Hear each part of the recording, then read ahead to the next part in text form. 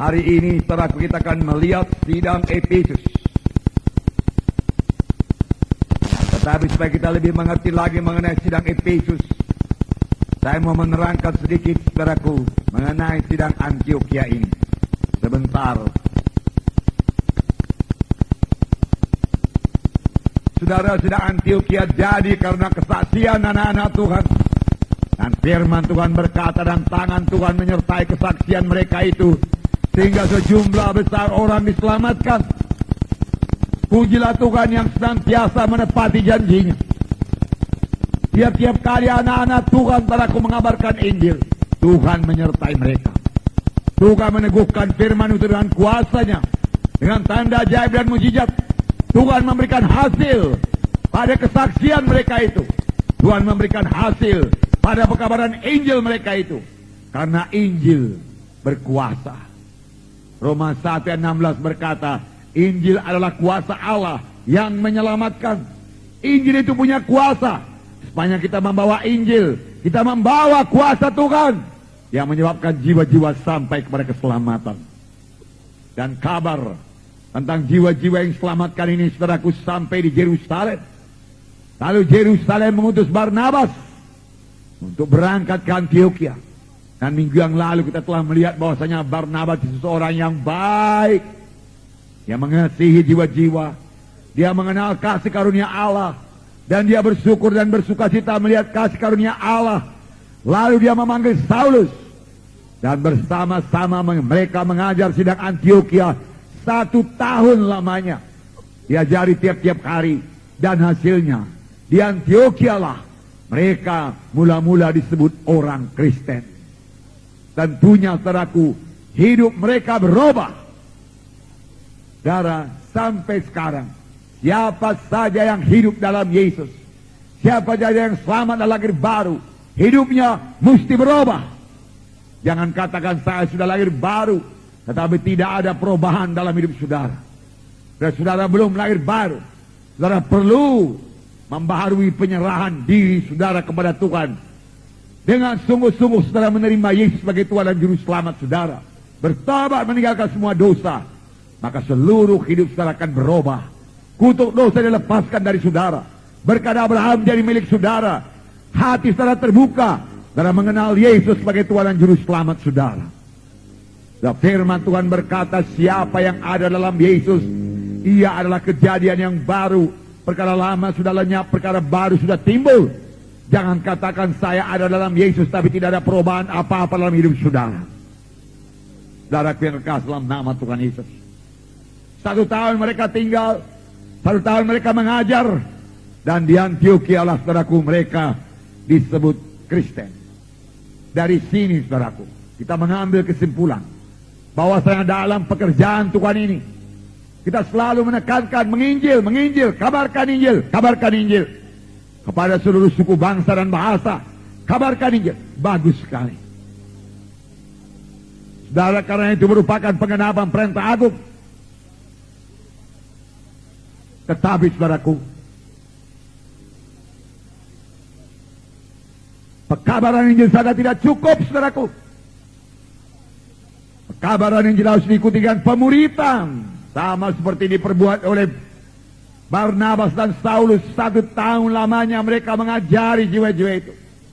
Sehingga mereka disebut orang Kristen. Sehingga mereka mengerti berdoa. Sehingga mereka mengerti beriman. Sehingga mereka memiliki karakter Kristus.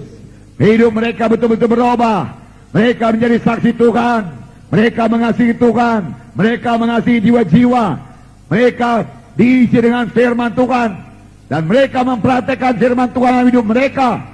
Tingkah laku mereka, karakter mereka berubah. Dan orang menyebut mereka itu Kristen.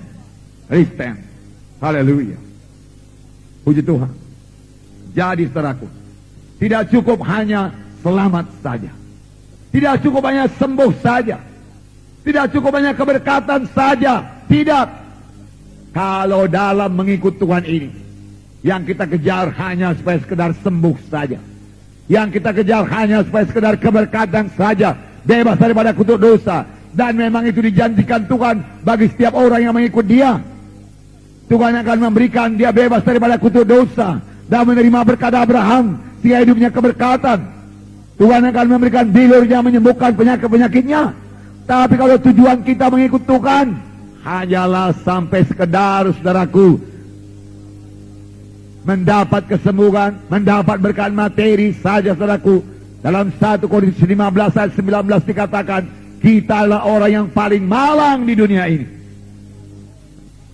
Paling malang di dunia ini. Haleluya, saudaraku. Nah, jadi tujuan kita, saudaraku, menjadi murid. Perintah agung juga berkata, saudaraku, kabarkan Injilku. Jadikanlah sekalian bangsa menjadi muridku. Saudara yang kekasih dalam nama Yesus, pola ini berlaku terus dalam Alkitab. Kita akan melihat hari ini, saudaraku, dalam Kisah 19, hal yang sama berlaku lagi. Bukalah Alkitab, saudara, Kisah Rasul pasal 19. Kita akan membaca 1 sampai 10. Mari kita membaca bersama-sama. Saudara sudah dapat? Mari. Ketika Apolos masih di Korintus, Paulus sudah menjelajah daerah-daerah pedalaman dan tiba di Efesus. Di situ didapatinya beberapa orang murid. Katanya kepada mereka, sudahkah kamu menerima Roh Kudus ketika kamu menjadi percaya? Akan tetapi mereka menjawab dia, belum, bahkan kami belum pernah mendengar bahwa ada Roh Kudus. Lalu kata Paulus kepada mereka, kalau begitu dengan baptisan manakah kamu telah dibaptis? Jawab mereka, dengan baptisan Yohanes. Kata Paulus, baptisan Yohanes adalah pembaptisan orang yang telah bertobat, bahwa mereka harus percaya kepada dia yang datang kemudian daripadanya, yaitu Yesus. Ketika mereka mendengar hal itu, mereka memberi diri mereka dibaptis dalam nama Tuhan Yesus. Dan ketika Paulus menampakkan tangan di atas mereka, turunlah Roh Kudus ke atas mereka, dan mulailah mereka berkata-kata dalam bahasa ruh dan bernubuat. Jumlah mereka adalah kira-kira 12 orang. Selama 3 bulan Paulus mengunjungi rumah ibadat di situ dan mengajar dengan berani. Oleh pemberitaannya ia berusaha meyakinkan mereka tentang kerajaan Allah. Tetapi ada beberapa orang yang tegar hatinya. Mereka tidak mau diyakinkan, malahan mengumpat jalan Tuhan di depan orang banyak. Karena itu Paulus meninggalkan mereka dan memisahkan murid-muridnya dari mereka, dan setiap hari berbicara di ruang kuliah Tiranus. Hal ini dilakukannya 2 tahun lamanya, sehingga semua penduduk Asia mendengar firman Tuhan, baik orang Yahudi maupun orang Yunani. Di sini dikatakan, saudaraku, dalam tempo 2 tahun semua penduduk Asia mendengarkan firman Tuhan.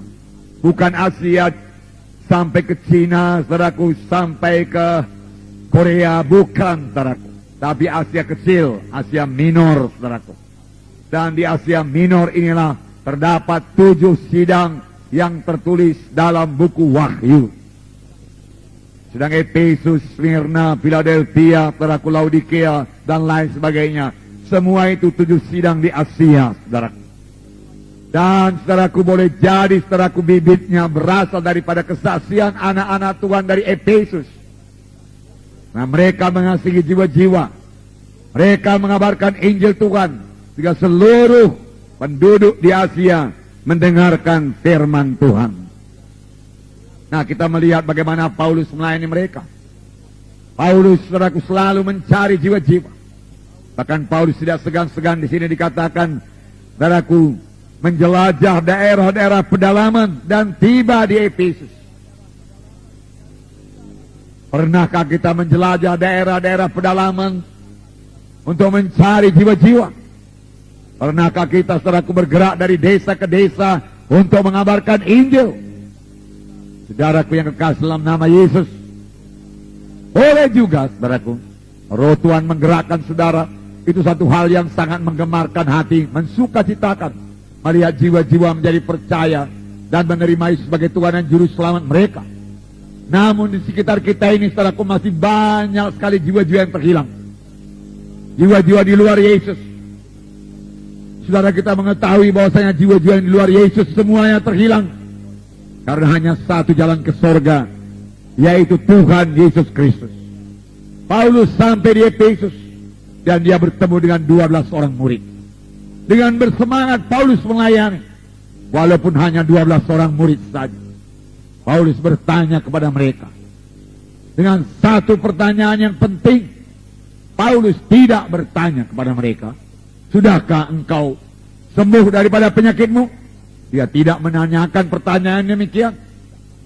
Paulus juga tidak bertanya, sudahkah engkau keberkatan? Bagaimana bisnismu sekarang? Sudahkah bisnismu berkelimpahan? Karena Tuhan berkata, aku datang supaya domba itu berhidup berkelimpahan. Tidak, saudaraku. Tidak. Tetapi Paulus menanyakan satu pertanyaan yang jauh lebih penting daripada harta dunia ini. Jauh lebih penting daripada kesembuhan tubuh.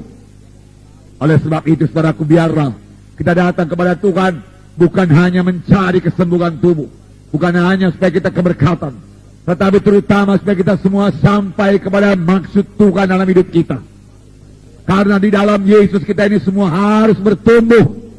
Di dalam Tuhan ini semua kita ini harus berubah. Firman Tuhan tadi berkata, perkara lama lenyap, perkara baru timbul. Oleh sebab itu Paulus menanyakan satu pertanyaan yang amat penting. Sudahkah kamu menerima Roh Kudus tatkala kamu percaya? Jadi Paulus tahu mereka sudah percaya. Paulus mengakui mereka sudah selamat.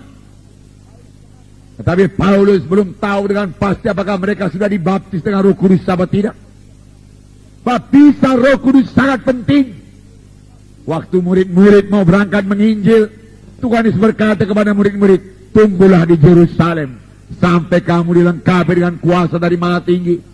Karena Yohanes membaptis kamu dengan air, tapi tidak lama lagi kamu akan dibaptis dengan Roh Kudus. Tuhan Yesus sendiri menyuruh murid-murid menunggu Roh Kudus. Itu sebabnya Paulus bertanya, sudahkah kamu menerima Roh Kudus tatkala kamu percaya? Dan jawaban mereka mengherankan Paulus.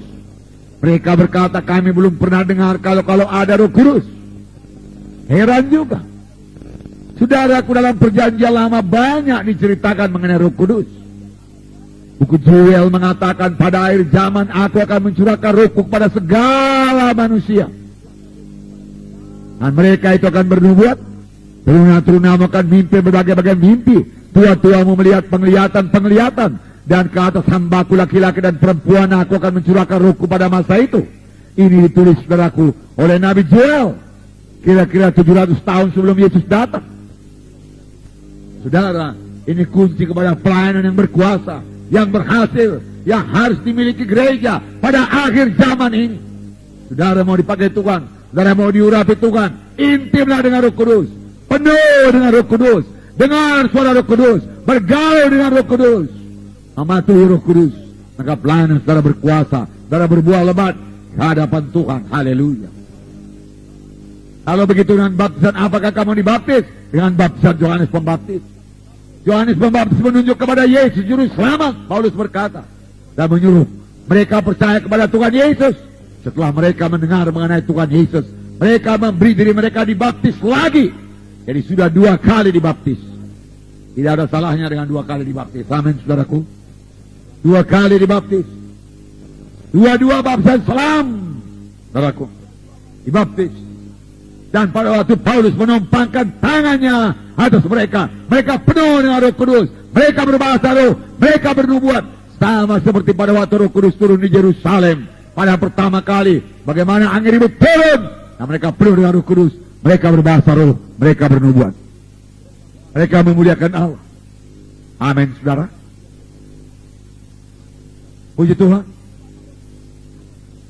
Mereka sudah dapat Roh Kudus. Cukupkah sudah menerima Roh Kudus? Jadi mereka mengalami 3 baptisan. Baptisan Yohanes, baptisan dalam nama Yesus, baptisan selam, kemudian baptisan Roh Kudus. 3 baptisan. Tidak heran buku Ibrani berkata, pengajaran tentang pelbagai baptisan, bermacam-macam baptisan, boleh kita terima. Selesaikah pelayanan Paulus? Tidak, berarti 3 bulan lagi dia mengajar lagi di situ dengan berani. Haleluya. Tiap-tiap Roh Kudus turun, tiap-tiap Roh Kudus memenuhkan kita, saudaraku, kita menjadi berani. Kita perlu keberanian pada akhir zaman.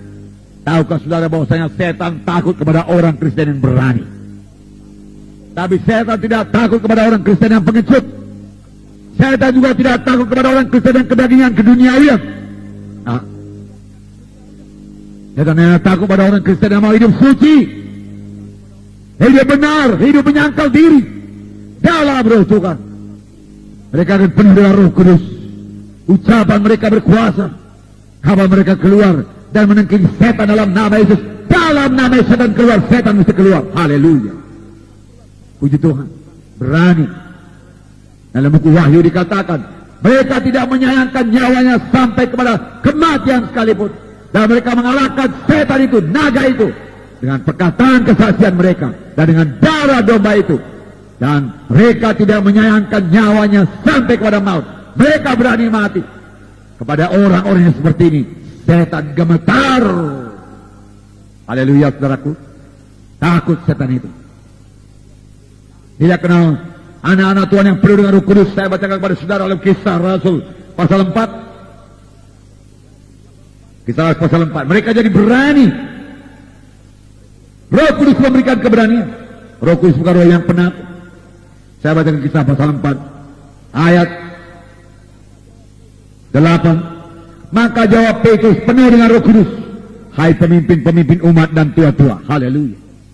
Maka jawab Petrus penuh dengan Roh Kudus. Jawaban yang diberikan Petrus, jawaban ini diberikan Petrus pada waktu dia penuh dengan Roh Kudus. Jawaban dari anak-anak Tuhan yang penuh dengan Roh Kudus lain daripada yang tidak penuh dengan Roh Kudus. Pelayanan daripada anak-anak Tuhan yang penuh dengan Roh Kudus lain daripada pelayanan dari anak-anak Tuhan yang tidak penuh dengan Roh Kudus. Nyanyian dari anak-anak Tuhan yang penuh dengan Roh Kudus lain daripada nyanyian anak-anak Tuhan yang tidak penuh dengan Roh Kudus. Huruf itu mematikan, tapi Roh itu menghidupkan. Saudaraku, Roh Kudus, saudaraku, tidak bisa, saudaraku, ditipu-tipu, saudaraku. Tidak, saudaraku. Dia jelas, dia berkuasa. Saudara, saya tidak bisa membuat diri saya seolah-olah penuh dengan Roh Kudus kalau saya tidak penuh dengan Roh Kudus. Saya tidak bisa berpura-pura penuh dengan Roh Kudus. Segera jiwa-jiwa mengetahuinya dan merasakannya. Bahwasanya tidak ada kuasa dalam ucapan yang saya sampaikan, tidak ada firman Tuhan yang berkuasa yang sudah terima. Saudara, kuasanya datang pada kalau kita penuh dengan Roh Kudus. Dan penuh dengan Roh Kudus memberikan keberanian. Maka jawab Petrus yang penuh dengan Roh Kudus, tidak ada keselamatan dalam siapapun juga di bawah kolong langit ini. Hanya ada satu nama yang dalamnya kita beroleh selamat, yaitu nama Yesus. Hanya dalam nama Yesus manusia ini bisa selamat. Satu pernyataan yang sangat kuat dan teguh, yang bawa berkat bagi kita sampai sekarang ini. Puji Tuhan, saudaraku. Ini diucapkan oleh orang-orang yang penuh dengan Roh Kudus. Itu sebabnya firman Tuhan berkata, hendaklah kamu senantiasa penuh dengan Roh Kudus. Karena pelayanan saudara pada saudara penuh dengan Roh Kudus lain daripada pelayanan saudara pada saudara tidak penuh dengan Roh Kudus. Saudara, Tuhan menghendaki kita senantiasa penuh dengan Roh Kudus. Tuhan mau kita bergaul dengan Roh Kudus. Oleh sebab itu buangkan semua perkara daging, duniawi, buangkan semua beban-beban berat. Saudara, jadilah Kristen yang sungguh-sungguh yang penuh dengan Roh Kudus, yang jadi terang, jadi saksi, yang mengalahkan setan, yang membawa terang kepada dunia yang gelap ini, saudaraku. Hanya jika kita penuh dengan Roh Kudus. Haleluya. Haleluya. Dalam ayat 13 dikatakan, ketika sidang itu melihat keberanian Petrus dan Yohanes dan mengetahui bahwa keduanya orang biasa yang tidak terpelajar, heranlah mereka dan mereka mengenal keduanya sebagai pengikut Yesus. Apakah yang dilihat oleh mereka itu? Mereka melihat keberanian. Berubah mereka. Petrus yang dahulunya penakut dan aku menjadi tidak penakut lagi. Berani. Dan orang lain boleh melihat dia berani. Mengapa? Karena dia penuh dengan Roh Kudus. Ayat 31. Dan ketika mereka sedang berdoa, goyang tempat mereka berkumpul itu, dan mereka semua penuh dengan Roh Kudus. Lalu mereka memberitakan firman Allah dengan berani. Haleluya. Mereka memberitakan firman Allah dengan berani karena mereka penuh dengan Roh Kudus. Sampai sekarang Roh Kudus memberikan hal yang sama bagi kita. Kita bisa jadi berani sepanjang kita bersandar pada Roh Kudus. Amin, saudaraku. Dan kita menjadi saksi Tuhan. Nah, dan dikatakan dalam kisah 19 tadi, Paulus mengajar dengan berani. Tetapi banyak orang tidak menerima. Banyak orang tegar hatinya, keras hatinya, dan tidak mau diyakinkan dan mengumpat jalan Tuhan itu di muka orang banyak.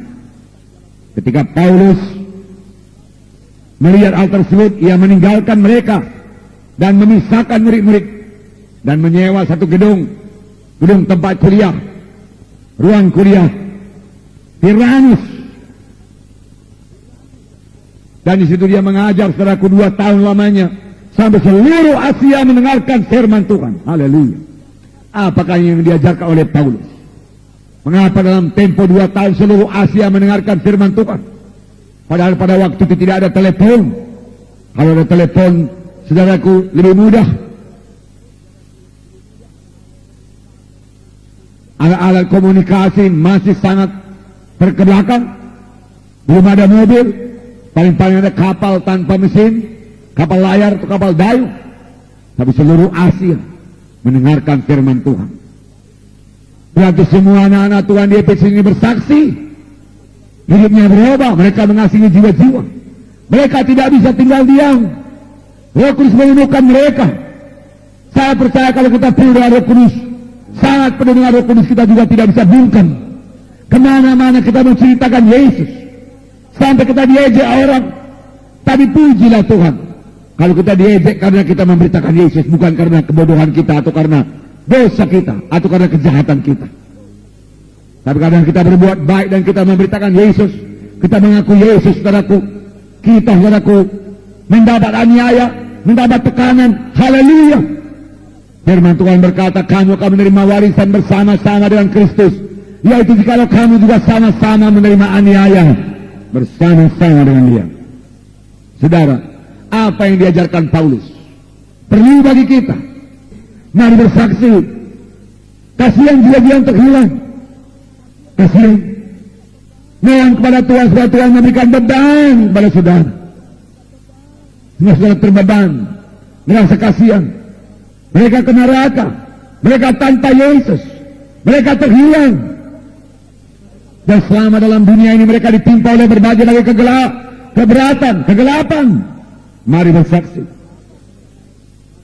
Apakah yang diajarkan Paulus? Supaya kita mengerti, kita kembali kepada, kita buka surat kiriman Paulus kepada Efesus. Yang pasti surat kirimannya tidak bertentangan dengan apa yang diajarkannya saudaraku selama dia di Efesus. Surat kiriman kepada sidang Efesus ditulis dari penjara di Roma. Haleluya. Paulus dalam penjara di Roma tidak tinggal diam. Paulus dalam penjara di Roma, saudaraku, tidak putus asa. Paulus dalam penjara di Roma bukan mengeluh. Bagaimana Tuhan nasibku ini, Tuhan? Engkau menyuruh aku menginjil, akhirnya aku sampai di penjara. Mereka memenjarakan aku, di mana kuasamu? Tidak. Dia berbuat apa yang bisa dia perbuat. Dan saya yakin Roh Kudus memimpinkan dia. Dia menulis banyak surat kiriman dari penjara. Saudara mahasiswa yang suka kitab Rema mengetahui surat kiriman mana saja yang ditulis dari penjara. Salah satu surat kiriman pada sidang Efesus. Saya bersyukur, saudaraku, Paulus bisa masuk penjara. Haleluya. Saya menerima berkat daripada surat-surat kiriman penjara ini, saudaraku. Kalau sekalian Paulus dalam penjara, dia tidak menulis surat demikian. Tetapi karena dalam penjara dia tidak menginjil, dia menulis surat yang berguna bagi kita, bawa berkat bagi kita. Paulus mengeluh di penjara atau mempersalahkan Tuhan di penjara, dia tidak jadi menulis surat. Dia tidak berada dalam pimpinan Roh Kudus, tetapi dalam penjara. Surat Filipi juga saudaraku ditulis dalam penjara. Bahkan dalam surat Filipi dikatakan, bersukacitalah kamu senantiasa. Sekali lagi katakan kepadamu, bersukacitalah kamu. Rupanya Paulus dalam penjara juga dia bersukacita. Maka dia menyuruh orang di luar penjara supaya bersukacita. Karena dia banyak, boleh jadi pada waktu itu saudaraku, sidang kurang bersukacita. Harap sidang sekarang bersukacita lebih daripada orang dunia. Amin. Apa yang dilihat orang dunia? Dia lihat gereja begitu murah. Kalau gereja murah begini, apa yang bisa kami dapat dari gereja? Lebih senang pun kami di luaran ini, dia katakan. Ngapain kami masuk gereja? Mengapa? Karena dalam gereja banyak muka-muka panjang, muka-muka pepaya. Saudara, mengapa tidak muka jeruk manis? Berapa? Senyum, sukacita. Kalau kita tidak sukacita, bagaimana kita mengajak orang, saudaraku, masuk ke gereja? Di luar sana sudah banyak stres, frustrasi, keberatan, perkelahian, pertengkaran, jiwa-jiwa masih tertekan. Lalu sampai di gereja, dia melihat saudaraku, anak-anak Tuhan, saudaraku, mukanya busam juga, saudaraku. Ya? Tidak tersenyum. Saudara, sebabnya terutama karena pikirannya tidak rohani, kurang berdoa, kurang dalam roh Tuhan, miskin daripada firman Tuhan, kurang persekutuan, kurang bergaul dengan roh Tuhan. Mari perbaiki, mari penuh Roh Kudus, berjalan dalam roh Tuhan. Kerajaan surga bukan dalam makan minum, tapi damai, sejahtera, dan sukacita dalam Roh Kudus. Bersukacitalah kamu senantiasa, sekali lagi katakan kepadamu bersukacita. Puji Tuhan. Nah, saudara yang kasih dalam nama Yesus, dari surat kirimannya kita mengetahui apa yang diajarkan Paulus. Kita membaca Efesus pasal 1. Mari buka Efesus pasal 1 ayat 15 sampai 20. Mari kita baca bersama-sama, buka Alkitab saudara. Efesus pasal 1 ayat 15 sampai 20. Karena itu, setelah aku mendengar tentang imanmu dalam Tuhan Yesus dan tentang kasih terhadap semua orang kudus, aku tidak berhenti mengucap syukur karena kamu. Dan aku selalu mengingat kamu dalam doaku dan meminta kepada Allah Tuhan kita Yesus Kristus, yaitu Bapa yang mulia itu, supaya Ia memberikan kepadamu roh hikmat dan wahyu untuk mengenal Dia dengan benar, dan supaya Ia menjadikan mata hatimu terang, agar kamu mengerti pengharapan apa yang terkandung dalam panggilannya, betapa kayanya kemuliaan bagian yang ditentukannya bagi orang-orang kudus, dan betapa hebat kuasanya bagi kita yang percaya, sesuai dengan kekuatan kuasanya yang dikerjakannya di dalam Kristus, dengan membangkitkan Dia dari antara orang mati dan menundukkan Dia di sebelah kanannya di sorga. Saudaraku, dikatakan di sini, setelah aku mendengar tentang imanmu dalam Tuhan Yesus dan tentang kasihmu terhadap semua orang, aku tidak berhenti mengucap syukur karena kamu, dan aku selalu mengingat kamu dalam doaku. Haleluya. Saudara pemimpin SKS, pemimpin kelompok sel, ingat jiwa-jiwa saudara dalam doa saudara. Paulus selalu mengingat sidang Efesus dalam doanya. Tentunya Paulus menyebut nama-nama yang semua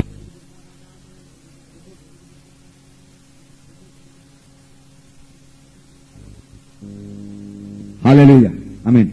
Ya, tentunya saudaraku, dia mengingat semua nama-nama jiwa-jiwa di Efesus, dan dia doakan, haleluya. Satu teladan yang pantas kita tiru. Walaupun saudara tidak pemimpin kelompok sel, tetapi saudara anggota kelompok sel, saudara lihat jiwa-jiwa di kelompok sel saudara, doakan satu persatu supaya semuanya bertumbuh dengan baik. Amin saudaraku, haleluya. Saudara akan diberkati Tuhan. Yang pertama saudaraku, dikatakan di sini saudaraku, aku mendengar tentang imanmu. Jadi saudaraku, sidang Efesus memiliki iman. Memang iman sangat penting. Setiap anak Tuhan harus punya iman. Firman Tuhan berkata, tanpa iman mustahil. Jangan salahkan Tuhan kalau saudara tidak punya iman. Saudaraku, segala yang perlu kepada saudara untuk beroleh iman telah diberikan Tuhan. Karena iman datang daripada mendengar firman Tuhan, mengerti firman Tuhan, dan mendengar firman Tuhan. Oleh sebab itu, kalau saudara mau iman, baca firman Tuhan. Saudara mau iman, dengarkan hamba Tuhan yang beriman, yang diurapi Tuhan, yang menyampaikan firman Tuhan yang benar kepada saudara. Jangan dengarkan hamba Tuhan yang tidak punya iman, yang tidak percaya mujizat Tuhan. Jangan dengarkan. Saudaraku, bahkan minggu yang lalu saudara kita dengarkan firman Tuhan, bagaimana tanda-tanda orang akhir zaman yang merupakan dirinya sebagai orang beribadah, tetapi telah menolak kuasa ibadah itu. Saudaraku, yang merupakan dirinya saudaraku orang Kristen, tetapi hidupnya tidak berubah karena dia menolak, karena dia tidak percayakan kuasa Roh Kudus untuk mengobatkan dia, kuasa Roh Kudus untuk menyembuhkan, untuk membebaskan yang sakit. Palingkan dirimu, tinggalkan mereka itu. Firman Tuhan berkata, tanda akhir zaman pertama, banyak orang yang demikian, yang mengatakan dirinya Kristen tapi tidak punya kuasa kekristenan, tidak punya kuasa Roh Kudus dalam hidupnya. Iman sangat perlu, saudaraku. Tanpa iman mustahil berkenan kepada Allah. Bagaimana saya punya iman? Baca Alkitab saudara, renungkan firman Tuhan, dengarkan hamba Tuhan yang diurapi Tuhan, berdoa. Amin saudaraku. Ya. Dan firman Tuhan berkata, tidak ada yang mustahil bagi orang yang beriman. Dan supaya saudara punya iman, saudara bisa sembuh, pasti sembuh. Saudaraku, iman perlu diucapkan. Perlu diucapkan. Pada siapa yang berkata kepada gunung ini, beranjaklah engkau, tercampak ke dalam laut, asal tidak bimbang hatinya, tetapi percaya bahwa apa yang dikatakannya itu akan terjadi, maka itu akan terjadi baginya. Berkata kepada gunung-gunung penyakit, pergi engkau, tinggalkan diriku dalam nama Yesus, dan percaya setelah sudah menerimanya, maka itu akan diberikan kepada saudara. Iman tidak bergantung kepada perasaan, iman tidak bergantung kepada panca indera, iman bergantung kepada firman Tuhan. Pegang firman Tuhan, maka janji Tuhan genap bagi saudara, kuasa Tuhan turun kepada saudara. Amin. Ini iman. Saya ulangi sebentar, saudaraku. Pengakuan, ucapkan perkataan yang benar. Ucapan saudara bisa mengangkat saudara, ucapan saudara bisa menjatuhkan saudara. 12 pengintai mengintai tanah Kanaan. 10 orang di antara saudaraku mengadakan pengakuan iman yang kalah. Mereka berkata, Musa, tidak mungkin kami masuk tanah Kanaan, bentengnya sampai ke langit. Oh, Bani Enak tinggal di sana, tinggi besar. Kami melihat diri kami sebagai belalang. Tidak sanggup Musa, tidak bisa Musa, tidak bisa. Apa yang mereka peroleh? Mereka peroleh apa yang dikatakannya. Mereka berkata tidak bisa, mereka tidak masuk tanah Kanaan. Hanya 2 orang yang masuk tanah Kanaan, yaitu Kaleb dan Joshua. Karena Kaleb dan Joshua memiliki iman dan pengakuan iman yang benar. Dia berkata, bisa. Mari kita duduki tanah Kanaan. Walau di sana ada Bani Enak, Tuhan kita lebih besar. Allah mereka, dewa mereka telah meninggalkan mereka. Tuhan kita lebih besar. Dan 2 orang ini memasuki tanah Kanaan. Perempuan yang sakit 12 tahun berkata sebelum dia sembuh, tetapi sesudah dia mendengar berita-berita tentang Yesus, ketika dia sudah mendengar berita-berita tentang Yesus, dia berkata, kalau ku jamah saja jubahnya aku akan sembuh. Aku sembuh, aku tidak mati. Uangnya sudah habis berobat, penyakit parah, tapi dia berkata, aku sembuh, aku tidak mau mati, aku sembuh. Kalau dia jamah jubah Yesus dan dia sembuh. Amin, saudara. Itu iman. Jangan mau kalah oleh penyakit. Saudaraku, hidup kita di tangan Tuhan. Selembar rambut tidak jatuh kalau bukan pengetahuan Bapa di sorga. Tapi buka kesempatan supaya ada jalan Tuhan menjamah saudara. Melalui apa? Melalui iman. Amin, saudaraku. Iman. Tidak bergantung pada perasaan. Bukan sesudah terasa lebih baik rasanya. Lalu orang itu berkata, haleluya, Tuhan sudah mendengarkan doaku, aku rasanya lebih baik sekarang. Tidak. Sebelum saudara merasakan apa-apa, tapi firman Tuhan berkata saudara sembuh, saudara sembuh. Amin. Firman Tuhan berkata, saya keberkatan, saya katakan, saya keberkatan. Amin, saudara. Walau belum begitu banyak berkat dalam dompet saat saya, tetapi saya yakin saya diberkati Tuhan. Amin. Haleluya. Firman Tuhan berkata, tabur maka kamu akan menuai. Dan saudara sudah menabur, tunggu tuaian, pasti datang. Amin, saudaraku. Itu iman. Haleluya. Haleluya. Dan sidang Efesus, saudaraku, Paulus bersyukur kalau sidang Efesus memiliki kasih. Kasih. Dia mengasihi orang-orang kudus. Dia mengasihi jiwa-jiwa terhilang. Apa buktinya Pak Munting? Dia mengasihi jiwa-jiwa terhilang. Saudara yang kasih dalam nama Yesus. Karena dia mengabarkan Injil, dia bersaksi. Kalau dia tidak bersaksi, seluruh Asia tidak mendengarkan firman Tuhan. Tapi kalau dia mengasihi dia terhilang, dia bersaksi. Tempo 2 tahun seluruh Asia mendengarkan firman Tuhan. Haleluya. Saudaraku, kasih. Ini adalah kasih Roh Kudus. Saudara, manusia lama kasihnya kepada diri sendiri. Kasih hawa nafsu. Tapi kasih Yesus, kasih agape. Kasih yang mau berbuat baik, kasih yang mau menolong, kasih yang menginginkan kebaikan dari orang lain. Itulah kasih daripada Tuhan. Kasih yang menginginkan orang lain selamat, kasih yang menginginkan orang lain keberkatan, kasih yang menginginkan orang lain sembuh, kasih yang menginginkan orang lain jadi baik. Jadi sangat bertubrukan, sangat bertentangan dengan sembuh. Ini kasih daripada Tuhan. Kasih dari Yesus. Kapan saya terima? Saudara berkata, benar-benar sudah menerima. Tetapi barangkali saudara tidak mempraktekannya. Segala sesuatu daripada Tuhan yang tidak dipraktekkan hilang kembali.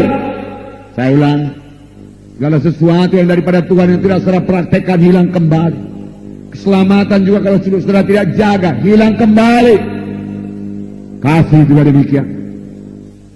Tuhan berkata kepada Timotius, kobarkan karunia Allah yang ada padamu. Kobarkan, praktekkan. Demikian juga kasih, kobarkan kasih Tuhan yang ada pada saudara. Praktekkan kasih Tuhan yang ada pada saudara. Roma 5 ayat 5. Saya bacakan. Dan pengharapan tidak mengecewakan, karena kasih Allah telah dicurahkan dalam hati kita oleh Roh Kudus yang telah dikaruniakan kepada kita. Pengharapan tidak mempermalukan, karena kasih Allah sudah dicurahkan dalam hati kita. Kasih dari surga sudah dicurahkan dalam hati kita. Amin, saudara. Sudah. Tinggal mempraktekkan saja lagi. Sepanjang saudara sudah lahir baru, kasih saudara yang saudara. Saudara rasanya belum punya kasih seperti ini, masih mengasihi diri sendiri, mari lahir baru. Pada saat ini, saudara, firman Tuhan juga berkata, bagi jiwa yang baru saya katakan ini, yang mari saya katakan kepada saudara, saudara harus lahir baru. Karena Tuhan Yesus berkata kepada Nikodemus, seorang guru orang Yahudi, yang datang kepada Tuhan pada waktu malam. Tuhan Yesus berkata kepadanya, Nikodemus, engkau harus lahir baru. Engkau harus lahir baru. Kalau engkau tidak lahir baru, engkau tidak bisa masuk dalam kerajaan surga. Lahir baru. Amin, saudaraku.